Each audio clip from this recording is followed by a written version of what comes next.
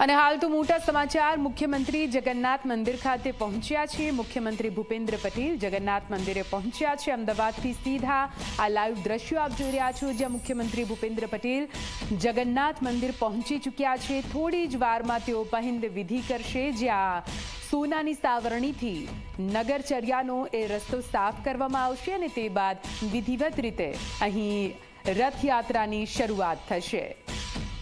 વર્ષો જૂની આ પરંપરા છે કે જ્યારે પણ રથયાત્રા નીકળે છે ત્યારે રાજા પોતાની સાવરણીથી ભગવાન જગન્નાથજી જે રસ્તા પર પોતાની રથયાત્રા કાઢવાના છે તે રસ્તાને સોનાની સાવરણીથી સાફ કરવામાં આવે છે। અને એ જ રીતે અત્યારે ગુજરાતના રાજા મુખ્યમંત્રી ભૂપેન્દ્ર પટેલ, અને એટલા માટે જ મુખ્યમંત્રી ભૂપેન્દ્ર પટેલ મંદિર ખાતે પહોંચી ચૂક્યા છે અને થોડી જ વારમાં પહિંદ વિધિ પણ કરવામાં આવશે, જ્યાં સોનાની સાવરણીથી મુખ્યમંત્રી ભગવાનનો રસ્તો સાફ કરશે અને તે બાદ વિધિવત રીતે રથયાત્રાની શરૂઆત થશે। ભગવાન જગન્નાથ ભાઈ બલભદ્ર અને બહેન સુભદ્રા સાથે નગરચર્યાએ વિધિવત રીતે નીકળશે।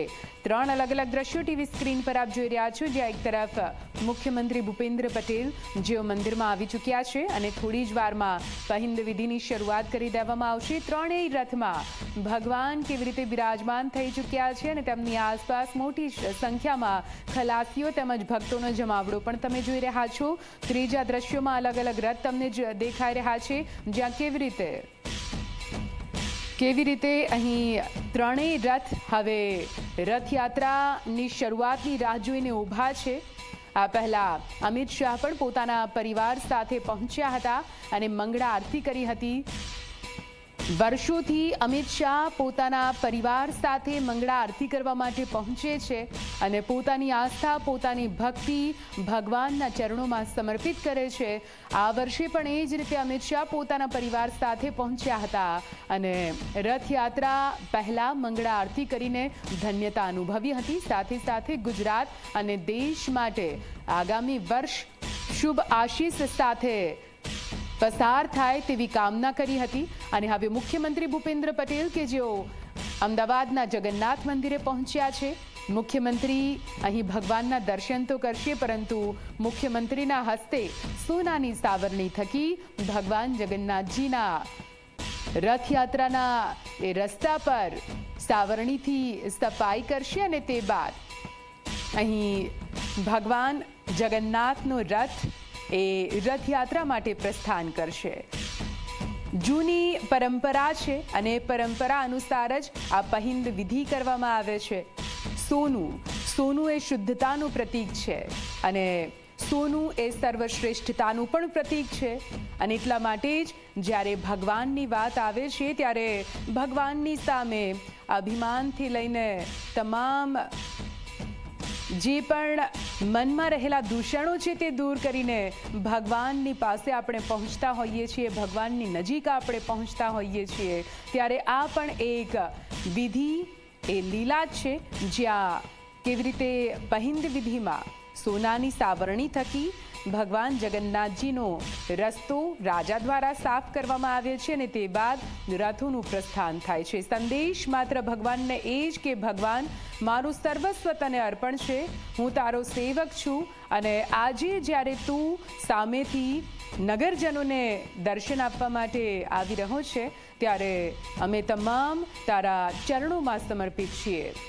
આ તરફ ભગવાન જગન્નાથજીના દ્રશ્યો સતત તમને બતાવી રહ્યા છીએ। હવે ભગવાન જ્યાં જવાના છે એટલે કે સરસપુર તેમના મામાના ઘરે, ત્યાં આખરે કયા પ્રકારની તૈયારીઓ છે પણ આપને બતાવીએ।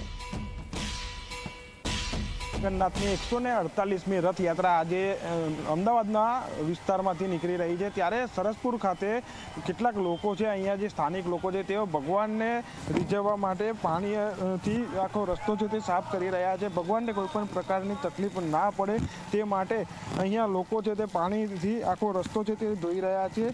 જેમ કે ખાસ કરીને વાત કરીએ તો ગરમીના મોસમની અંદરમાં જે ભગવાન અહીંયાથી નગરયાત્રા એથી નીકળતા હોય ત્યારે ભગવાનને કોઈ પણ પ્રકારની તકલીફ ના પડે તે માટે અહીંયા ભક્તો છે તે ભક્તો દ્વારા આ જે રસ્તો છે તેને સાફ કરવામાં આવે છે અને આખા અમદાવાદની અંદર આ જ રીતે પાણી વડે રસ્તો સાફ કરી અને ભગવાન જે રસ્તા પરથી અહીંયા પસાર થવાની છે તેમની યાત્રા, તે યાત્રા પર આખો રસ્તો છે તે સાફ કરવામાં આવી રહ્યો છે અને ભગવાનની સરસપુર ખાતે આતુરતાથી રાહ છે તે જોવાઈ રહી છે।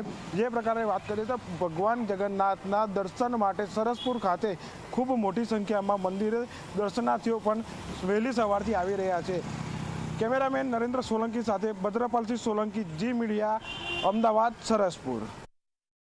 તો સરસપુરમાં મહાપ્રસાદનું ખૂબ જ મહત્વ હોય છે અને સરસપુરમાં હાલ ઝી મીડિયાની ટીમ છે અત્યારે ભાણેજડાને વધાવવા માટેની તૈયારીઓ થઈ રહી છે। આપ જોઈ રહ્યા છો કે અલગ અલગ જાતના ભોજન તૈયાર કરવામાં આવી રહ્યા છે, કારણ કે ભાણેજડા નગરચર્યાએ નીકળશે અને ત્યારબાદ નગરચર્યાએ નીકળી સરસપુરમાં આવશે અને ભક્તો માટે પણ ભોજન તૈયાર કરવામાં આવ્યું છે। ત્યારે આપણે જે ભોજન તૈયાર કરી રહ્યા છે, આ મહાપ્રસાદ તૈયાર કરી રહ્યા છે તે લોકો સાથે વાત કરીશું। ભાણેજડા આવી રહ્યા છે, કેવી તૈયારી અને કેવા ભોજન તૈયાર કર્યા છે?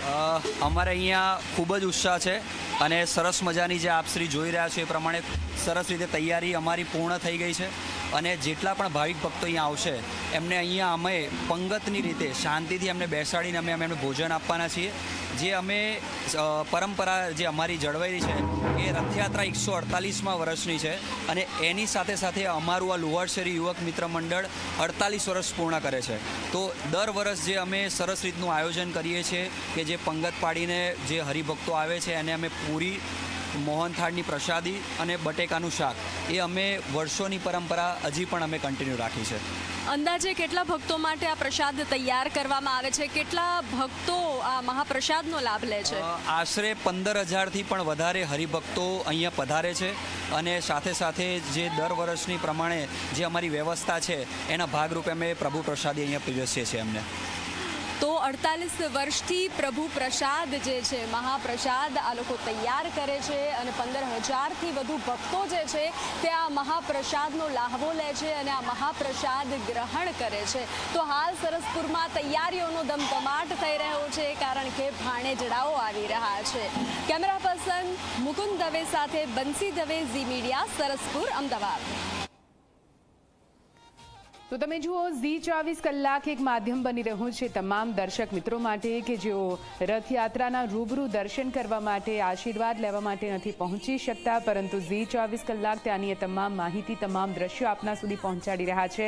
અને હાલ તમે જુઓ, રાજા સ્વરૂપમાં મુખ્યમંત્રી ભૂપેન્દ્ર પટેલ હવે આવી ચૂક્યા છે સોનાની સાવરણી સાથે। આ સોનાની સાવરણીથી જ પહિંદ વિધિ કરવામાં આવશે। વિધિવત રીતે ભગવાન જગન્નાથજીનો રસ્તો અહીં સાફ કરવામાં આવશે, જેથી રથ આગળ પ્રસ્થાન કરી શકે અને રથયાત્રામાં કોઈ પણ અડચણ ના આવે તે જ કામના સાથે આ પહિંદ વિધિ કરવામાં આવતી હોય છે। ભગવાન જગન્નાથજીની આ 148મી રથયાત્રા અને આ રથયાત્રાના પ્રસ્થાન પહેલાની પહિંદ વિધિ, જ્યાં મોટી સંખ્યામાં સાધુ સંતો અહીંયા ઉપસ્થિત છે અને તેમની હાજરીમાં આ પહિંદ વિધિ કરી રહ્યા છે। આમ તો પહિંદ વિધિ રાજ્યના રાજા કરતા હોય છે અને અત્યારે ગુજરાત રાજ્યના રાજા છે મુખ્યમંત્રી ભૂપેન્દ્ર પટેલ, અને એટલા માટે જ રાજા સ્વરૂપે અહીં ભૂપેન્દ્ર પટેલ પહિંદ વિધિ કરશે અને સોનાની સાવરણીથી રસ્તાને સાફ કરશે। અમારા સહયોગી દીક્ષિતા સતત જોડાયેલા છે। દીક્ષિતા, પહિંદ વિધિની શરૂઆત થોડી જ વારમાં હવે થઈ જશે। એક ક્ષણ કે જ્યારે ભગવાનના રથનું પ્રસ્થાન કરાવવામાં આવશે, કેવા દ્રશ્યો ત્યાંથી સામે આવી રહ્યા છે દીક્ષિતા? બિલકુલ નિધિ, એ દ્રશ્યો હું આપને બતાવીશ કે રાજ્યના મુખ્યમંત્રી અત્યારે અહીંયા આવી ચૂક્યા છે। 148મી આ રથયાત્રા અને પહિંદ વિધિ જે પરંપરાગત રીતે કરવામાં આવે છે, રાજ્યના મુખ્યમંત્રી એટલે કે